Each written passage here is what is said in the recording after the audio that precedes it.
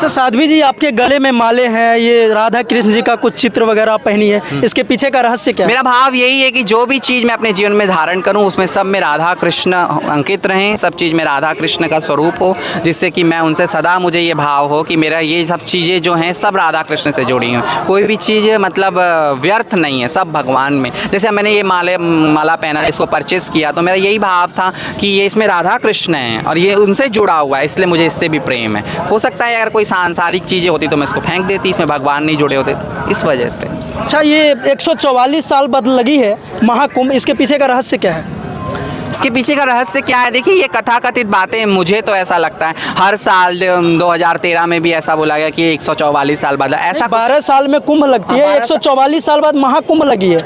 देखिए, महाकुंभ और कुंभ में कोई डिफरेंस नहीं है, तो हम लोगों ने अपने मंतव्य से बना लिया। कोई भी चीज़, जो चीज़ दिव्य होती है, हम बोलते हैं अरे ये तो बहुत सुंदर है, बहुत सुंदर का अर्थात हम उस चीज़ से बहुत खुश हो गए। तो महाकुंभ ये रियल में महाकुंभ है, क्योंकि ऐसा जो आज से 6 साल पहले भी अर्धकुंभ लगा था यहाँ पे, इसी इलाहाबाद के प्रयागराज में लगा था, वो भी मुझे लगता है, वो भले ही अर्धकुंभ था लेकिन वो भी मेरे को महाकुंभ जैसा ही लगता, जिसमें सब चीज़ सब सम्मिलित हो, खुशी से सम्मिलित हो, धर्म हो रहा हो, सबके दर्शन हो रहे हो, सब उपस्थित हो, वो महाकुंभ ही है।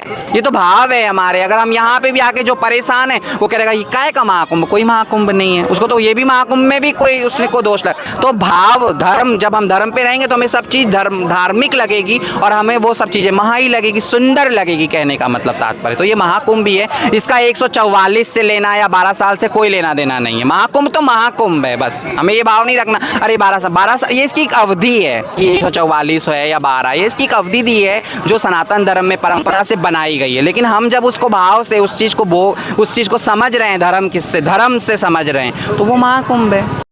अच्छा साध्वी जी, यहाँ के व्यवस्था के बारे में बता दीजिए। लोगों को लगता है कि वहाँ बहुत भगदड़ है, भीड़ है, कैसे जाएंगे, कैसे रहेंगे, कैसे खाएंगे, उसके व्यवस्था के बारे में जरा बता दीजिए हमारे दर्शकों को। मैं आपको बात बताऊँ, आपके घर में कोई मेहमान आ जाए 2 दिन के लिए तो आपके घर का व्यवस्था बिगड़ जाता है। हम कहते हैं अरे ये सब व्यवस्थित नहीं है। अब जब ना अभी हमारे घर वो मेहमान आ गए थे, इस वजह से ऐसा हो गया। आप सोचिए, इतने करोड़ों की जनता यहाँ पर है और फिर भी यहाँ पे किसी प्रकार का शोरगुल नहीं है, किसी तरह से कोई परेशान नहीं, सब चीज़ व्यवस्थित है। अब कोई व्यक्ति जानबूझकर बोले अरे यहाँ पे तो ये परेशानी, वो तो देखिए संसार में जब से सृष्टि की रचना हुई ऐसे लोग थे कि अरे यहाँ पे ये चीज़ नहीं, यहाँ पे वो, तो बस तुक निकालने वालों की कमी है, ऐसा कुछ नहीं। यहाँ पे पूर्ण तरह की व्यवस्था है और आपको देखने को भी मिल रहा होगा, सब प्रसन्न है यहाँ पे। अब की बार किसी प्रकार की कोई परेशानी नहीं, खाने को अन्न मिल रहा है, रहने को घर मिल रहा है, सब तरह की सुविधाएं योगी जी के राज में, मोदी जी के राज में है। और यहाँ पे कोई तरह की किसी तरह की भी जो व्यवस्थित, सब चीज़ें व्यवस्थित हैं। अब कहने वाले कह रहे हैं अरे व्यवस्था नहीं, हमें तो सब कुछ दे दिया जाए, फिर भी मैं कह दूँ अरे नहीं, यहाँ तो सब गलत है, कुछ कमी निकाल दे, तो उसमें वो मेरी पर्सनल प्रॉब्लम है, सामने वाले की नहीं है, या इस कुंभ में नहीं है, वो हमारी पर्सनल प्रॉब्लम। अच्छा, योगी जी के व्यवस्था के बारे में क्या कहना चाहिएगा?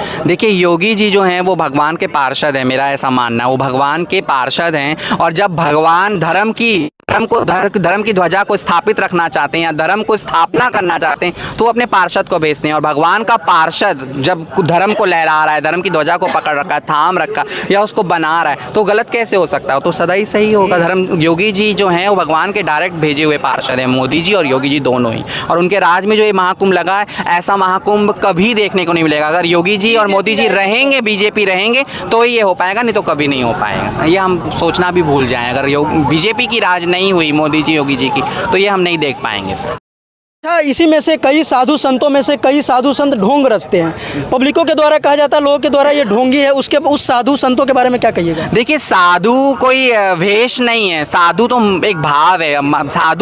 साधु का स्वरूप है, साधु कोई भेष नहीं है कि मैंने ये चीज़ पहन लिया, ये कर लिया तो मैं साधु हूँ। साधु कोई भी हो सकता है, जिसके अंदर साधु के लक्षण है वही साधु है। ऐसा नहीं कि अब हम किसी को कह सकते हैं अरे ये तो ढोंगी है, हमें लग रहा है ना वो ढोंगी है, वो क्या है वो चीज़ तो हम उसको पता है ना, वो किस लीला में है, किस चिंतन में, वो हमें नहीं पता। हमारे मति के अनुसार हमने उसे ढोंगी कह दिया, लेकिन वो किस लीला में, किस चिंतन में, हमें नहीं पता। इसलिए किसी को ऐसा कहना ये गलत है। पहले हमें अपने आप को देखना, अगर हमें किसी के अंदर दोष दिख रहा तो हम जरूर असाधु हैं, तभी हम किसी के अंदर दोष बता रहे हैं और हम उसको ये कह रहे हैं ये साधु नहीं असाधु है, क्योंकि दोष हमारे अंदर है। हम हैं असाधु, वो नहीं है असाधु, वो ढोंगी नहीं है, हम है ढोंगी। क्योंकि हमें किसी के अंदर दोष दिख रहा है, इसीलिए हम उसको असाधु कह रहे हैं, उसको ढोंगी कह रहे हैं। वो नहीं है ढोंगी, ढोंगी हम है। पहले हमें अपने आप को साधु बनाना है, तभी तो हम सामने वाले को बोलेंगे हाँ ये साधु है। हम साधु हैं तो फिर सब साधु हमें दिखेंगे। तो महाकुंभ में आए हुए श्रद्धालुओं के बारे में क्या कहना चाहिएगा? महाकुंभ में जो आए हैं अब की बार श्रद्धालु, मुझे ऐसा लगता है कि सब खुश हैं योगी जी के राज में, क्योंकि जो योगी जी ने ये बनाया ना थोड़ा कि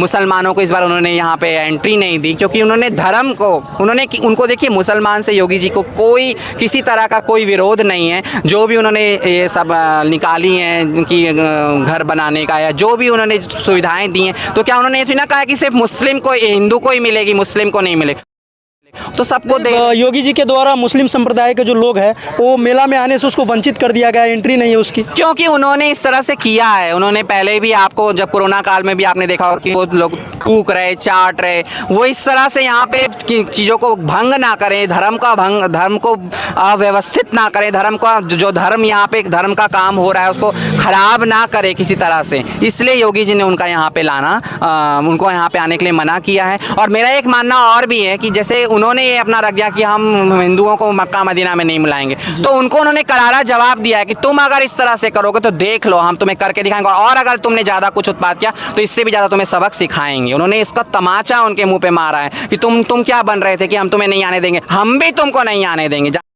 जहाँ तक अभी भारत में हम लोगों ने उनको शरण दे दी मुसलमानों की, हाँ ठीक है चलो ठीक है, लेकिन उनको योगी जी ने तमाचा मारा उनके मुंह पे कि देखो अगर तुम हमें नहीं आने दोगे तो हम तुम्हें नहीं आने देंगे, और अगर तुमने किसी प्रकार की सनातन धर्म को क्षति पहुँचाई तो इससे भी आगे तुम्हारे लिए एक्शन लिए जाएंगे।